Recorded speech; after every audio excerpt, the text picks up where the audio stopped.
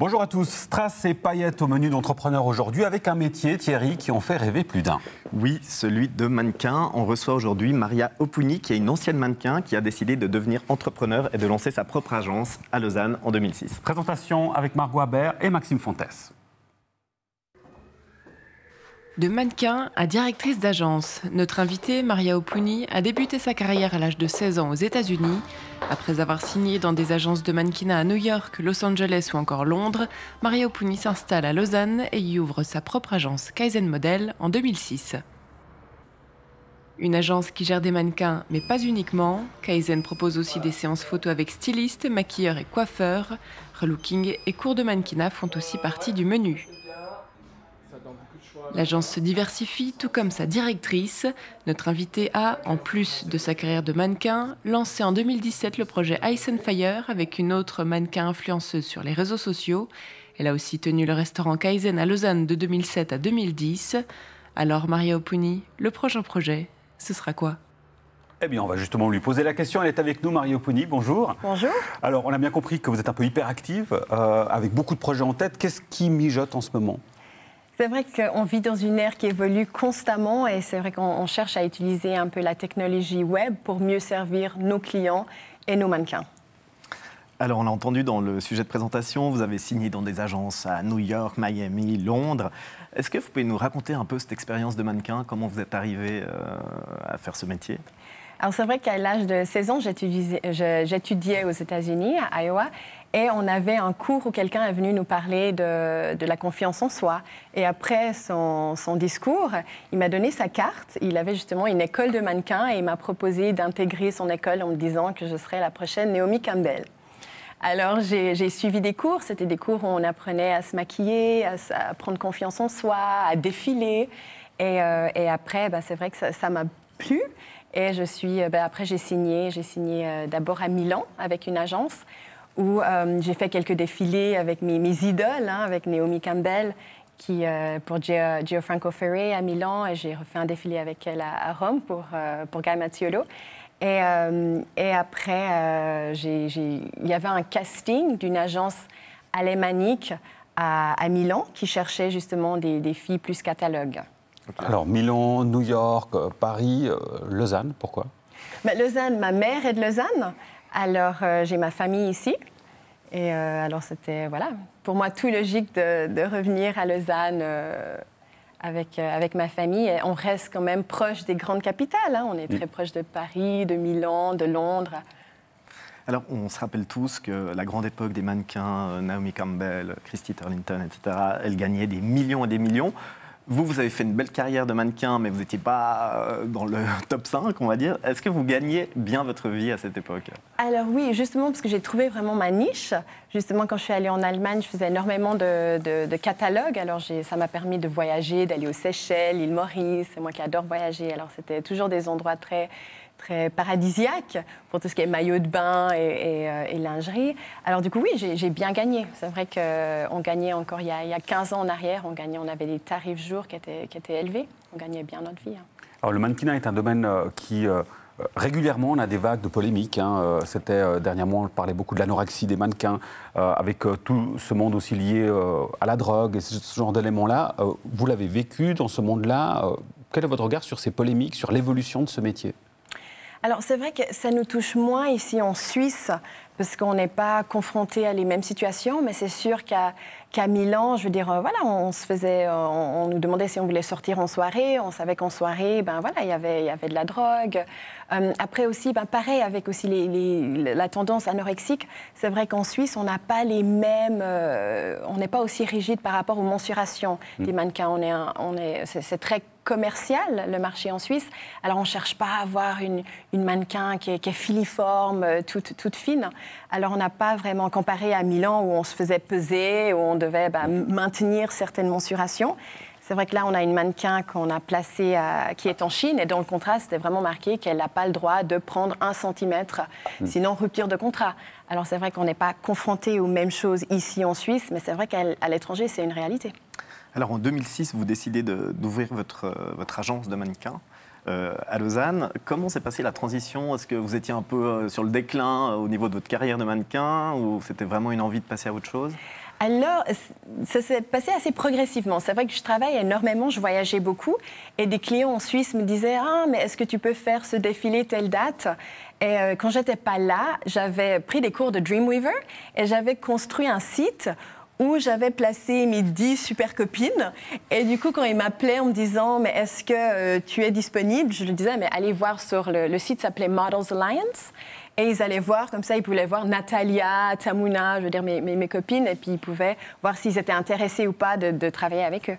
Alors c'était un peu comme ça que ça a débuté, et puis après j'ai décidé, finalement, pourquoi pas vraiment officialiser la chose, créer une société.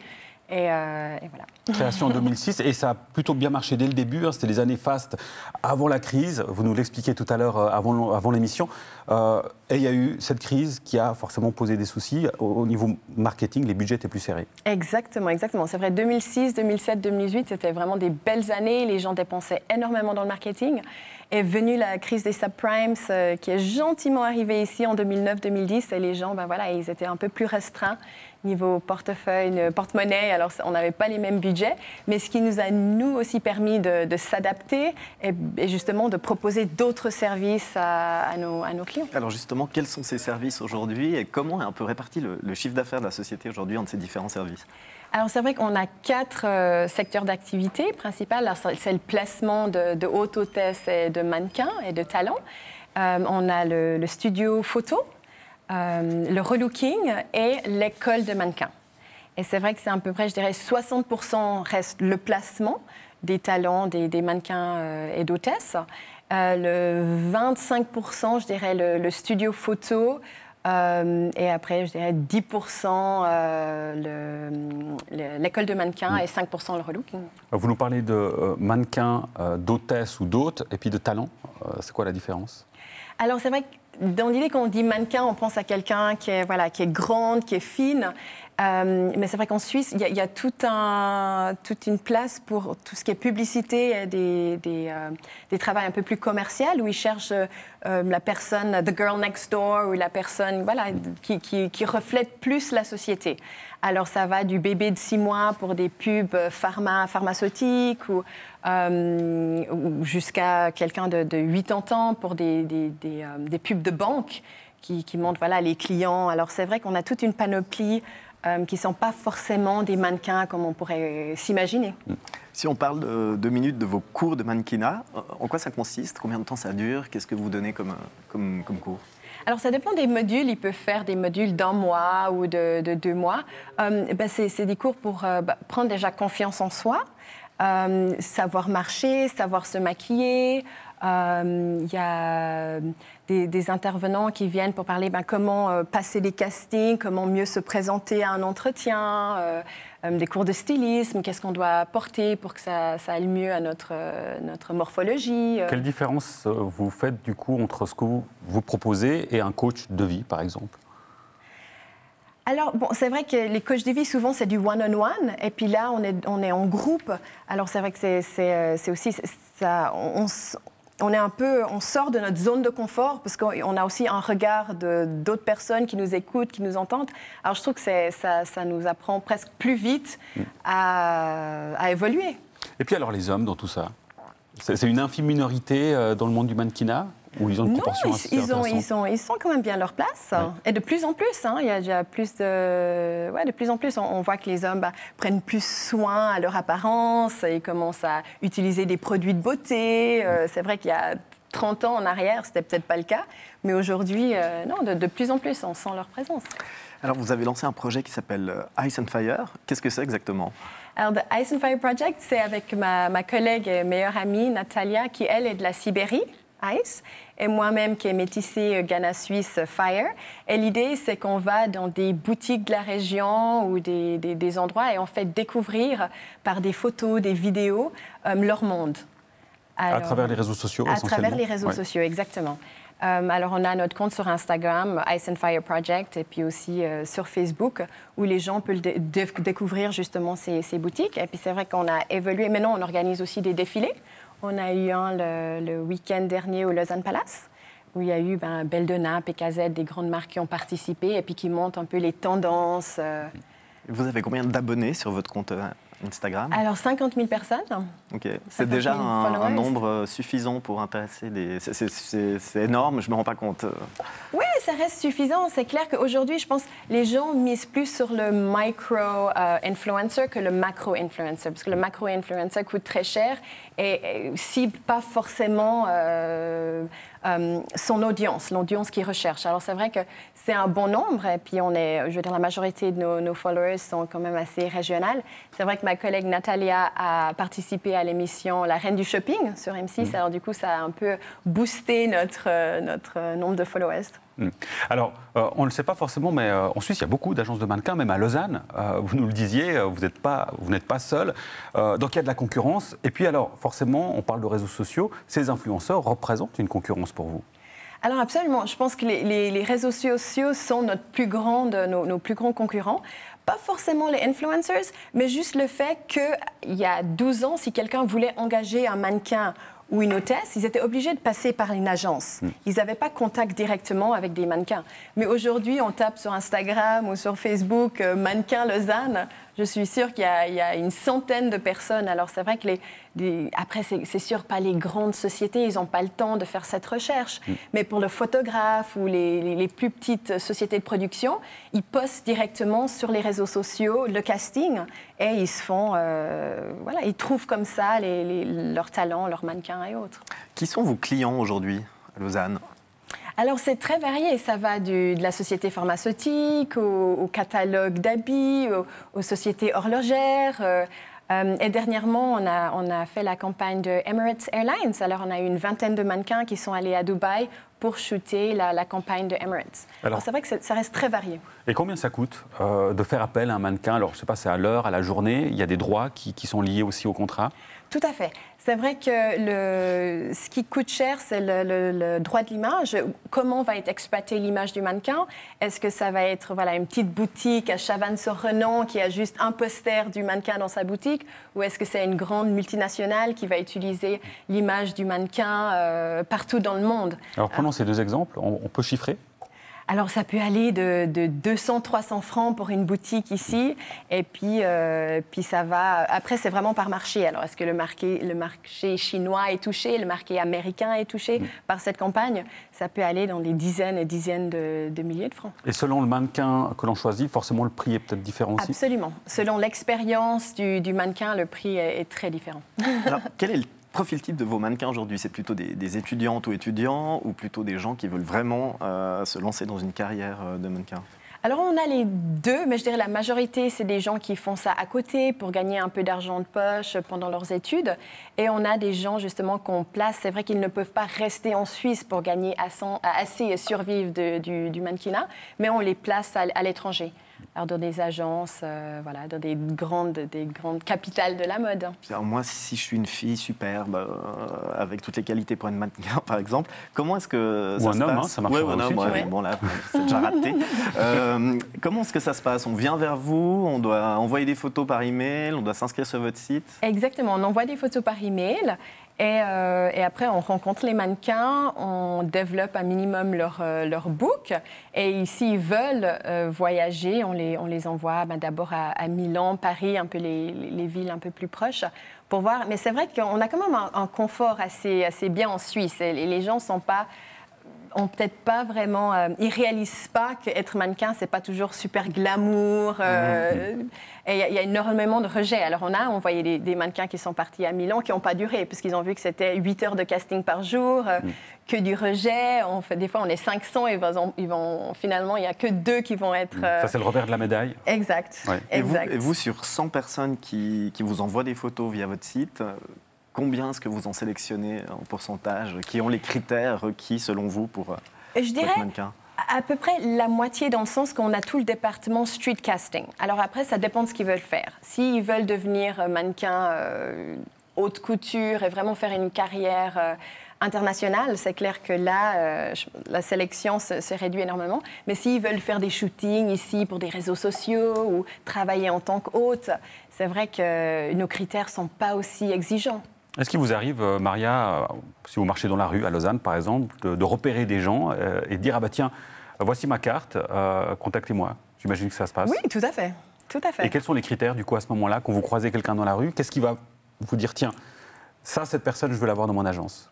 Alors déjà, si c'est quelqu'un qu'on n'a pas son look similaire, ou si on vient d'avoir une demande d'un client qui cherche ce type de profil, alors c'est clair que c'est fraîche dans ma mémoire. Alors du coup, je vois quelqu'un qui correspond et tout de suite, je vais aller vers eux, leur donner ma carte. Est-ce que les agences collaborent? Est-ce que vous avez des partenariats avec des agences suisses ou étrangères? Alors, on travaille énormément avec des agences étrangères parce qu'on place nos mannequins chez eux pour être représentés dans leur ville et puis vice-versa. Ils placent des mannequins chez nous pour représenter sur le marché suisse. On collabore aussi avec des agences en Suisse. Des fois, on a besoin des mannequins qui parlent allemand ou suisse-allemand. Alors, on va contacter des agences à Zurich, voir s'ils ont un profil qu'on n'a pas forcément nous. Alors, tout à fait, on collabore, oui. On a évoqué dans le sujet de présentation l'expérience de restauratrice. Vous avez ouvert le restaurant Kaizen à Lausanne pendant quelques années. Comment vous avez vécu cette expérience? Déjà, pourquoi la restauration? Et puis, qu'est-ce qui a fait que ça n'a pas duré? Alors, c'est vrai que c'était... je pense qu'on n'a pas su calculer tout le travail qu'engendrait un restaurant. Mais on a fait un joli business plan, on a trouvé des investisseurs, on avait un joli concept, le concept des 5 villes, Paris, Bangkok, Tokyo, Milan et New York. Et puis l'idée, c'était que si quelqu'un voulait manger sushi, il y avait Tokyo, alors il y avait des sushis. Si quelqu'un voulait italien, alors du coup, on a eu pas mal d'expats qui venaient en groupe, des soirées de boîte, où tout le monde trouvait un peu ce qu'il voulait. Mais c'est vrai que c'était beaucoup de travail, énormément de travail. Et c'était plus sympa de développer un concept, de décorer les lieux, que de gérer le train-train tous les jours. En plus, vous lanciez 2 entreprises en même temps. Quasiment en même temps, exactement, ouais. Compliqué. Si on parle de la définition des canons de beauté d'aujourd'hui, c'est peut-être pas la même qu'il y a 30 ans. C'est quoi les profils qui marchent aujourd'hui? Est-ce qu'il faut toujours être filiforme? Est-ce que ça change un peu? Alors, je pense que oui, ça a évolué. C'est vrai c'est beaucoup plus varié. Heureusement, moi, en tant que femme métisse, c'est vrai qu'à l'époque, j'allais faire des castings et on me disait, mais en couverture de Elle pour la France, il y aura de toute façon qu'une seule blague sur l'année, et ça va être Naomi Campbell ou Tyra Banks. Alors, good luck. Mais c'est vrai qu'aujourd'hui, on voit beaucoup plus de femmes, une femme noire avec des cheveux courts. Il y a Winnie Harlow qui a des taches sur la peau. Alors, c'est vrai qu'il y a eu une évolution, mais je pense dans le bon sens, parce que c'est une ouverture et on représente plus de monde. Alors, Maria et Thierry, je vous propose d'accueillir un nouveau venu sur le plateau d'entrepreneurs. Il est représentant du centre patronal, c'est même, on va dire, le mannequin du centre patronal aujourd'hui. C'est Jimmy Dupuis. Bonjour, Jimmy. Bonjour. Un plaisir de vous avoir pour cette première sur ce plateau. Alors, on va commencer déjà par les éléments globaux du mannequinat, de la publicité, du monde de la mode. Est-ce qu'on a des chiffres sur ce que représente ce secteur d'activité en Suisse? Alors, nous vivons dans une société de consommation. Le secteur de la mode, dans ces conditions, ne peut être que central, du moins lorsqu'on daigne lui accorder une acception large. Il faut bien voir que le secteur de la mode englobe des branches diverses. Je pense par exemple à la parfumerie, à la cosmétique, à l'industrie de la montre, nous sommes des spécialistes en Suisse, également à l'industrie de la chaussure. Donc oui, le secteur de la mode est un secteur conséquent. S'agissant du mannequinat, je me dois d'être clair. En Suisse, actuellement, il est difficile d'exercer le métier de mannequin à plein temps et de manière durable. C'est un domaine pour lequel il y a beaucoup d'appelés, mais très peu d'élus. Oui, on l'a bien vu effectivement avec les éléments que nous donnait Maria. Juste une question, Maria, quand vous voyez ces publicités dans la rue, dans l'espace public, alors, on parlait de polémique tout à l'heure, on parle de toutes ces photos photoshopées. Qu'est-ce que vous dites quand vous voyez ces mannequins, quels qu'ils soient d'ailleurs, en vitrine par exemple? Alors c'est vrai que moi je sais qu'elles sont photoshopées, alors je ne me compare pas forcément à ce que je vois sur l'écran, mais c'est vrai qu'on a eu pas mal de jeunes justement qui manquent de confiance en elles parce que justement elles se comparent constamment à cette image qui est finalement pas du tout réelle et inatteignable. Jimmy, on voit en France, il y a une ville qui est Paris, en Angleterre, il y a Londres. En Suisse, on voit qu'il y a des plus petites villes comme Lausanne qui arrivent aussi à avoir des agences de mannequins et qui ont l'air de fonctionner puisqu'il y en a beaucoup. Est-ce qu'il y a un lien avec notre système fédéraliste? Qu'est-ce qui se passe ici qui ne se passe pas en France ou ailleurs? Je suis le premier à louer les vertus du fédéralisme, mais dans le cas présent, force est de constater que le fédéralisme n'y est pour rien. La Suisse, c'est un fait, n'est pas un haut lieu de la mode. Par contre, nous avons une chance incroyable en Suisse. Nous disposons d'une économie extraordinairement dynamique. Par exemple, sur l'arc lémanique, nous avons une multitude d'entreprises qui doivent mettre en évidence leurs produits et leurs services. Et c'est là qu'une société comme Kaizen est très utile. Je prends un exemple concret. Je suis patron d'une entreprise, je souhaite organiser un événement. Je préfère engager pour accueillir ma clientèle un belâtre large d'épaule et avenant plutôt qu'un quadragénaire goguenard et voûté.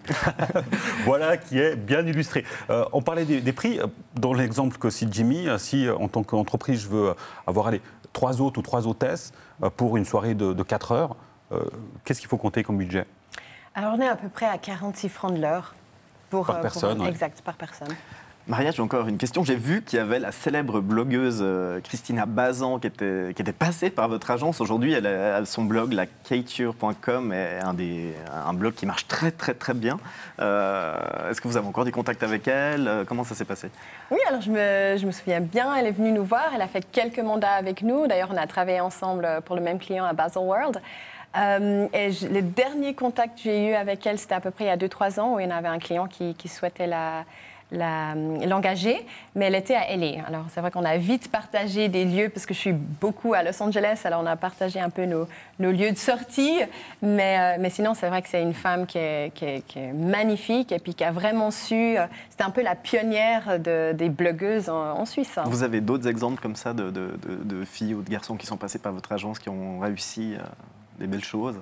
Alors, pas comme ça, parce qu'elle était quand même élue, je crois, dans Forbes pour des moins de 25 ans, vraiment influenceuse, entrepreneuse. Alors, c'est vrai qu'aussi belle carrière qu'elle, non, on a eu des mannequins qui travaillent très bien, qui ont fait des couvertures de Elle ou des choses comme ça, mais qui n'ont pas la visibilité qu'elle a en ayant, je crois, 2 millions de followers ou plus. Hein, je ne sais même pas aujourd'hui. Une dernière chose, Jimmy, on l'a évoqué tout à l'heure par rapport au talent mannequin que Maria a dans son agence. Beaucoup d'étudiants qui font ce métier à côté. Est-ce qu'en Suisse, vous savez si les étudiants ont tendance plutôt à travailler beaucoup à côté de leurs études en comparaison à d'autres pays? On estime qu'en Suisse, environ 3/4 des étudiants doivent exercer une activité lucrative en dehors de leurs études. En comparaison européenne, nous sommes bien entendu au-dessus de la moyenne. Donc la Suisse est un pays où les gens ont le goût du travail et je constate que les étudiants ne font pas exception, ce qui est rassurant lorsqu'on considère que l'oisiveté est la mère de tous les vices. Voilà. Et puis on l'aura compris aussi, c'est pas un métier facile, Maria, hein, vous nous l'avez dit, c'est derrière l'image que ça a. En fait, on pourrait se dire, c'est parfait, en tant qu'étudiant, j'ai juste à poser, à sourire, mais ce n'est vraiment pas ça. Non, c'est vrai qu'il y a beaucoup de casting à passer. Heureusement qu'en Suisse, on n'est pas aussi exigeant qu'à l'étranger, mais c'est vrai que ce n'est pas toujours facile. Et une dernière chose, quel conseil vous donneriez à une jeune qui nous regarde et qui rêverait justement de faire ce métier, si vous aviez un conseil principal à donner? De se lancer, je pense que c'est important de suivre ses rêves, alors de contacter une agence et puis de se lancer. Voilà, de se lancer, de suivre ses rêves. D'ailleurs, c'est un conseil que beaucoup d'entrepreneurs donnent, quel que soit le domaine d'activité. Merci beaucoup, Maria, pour votre présence et votre participation. Merci à vous, Jimmy. On vous retrouve, je l'espère, tout bientôt sur le plateau. Merci à vous aussi, Thierry. La semaine prochaine, je vous propose de boire un coup avec la Cave de la Côte qui fête ses 90 ans. C'est une coopérative qui regroupe des centaines de vignerons du coin. On en parle avec le directeur, c'est Julien Hoffliger. Merci pour votre fidélité. À la semaine prochaine. Ciao.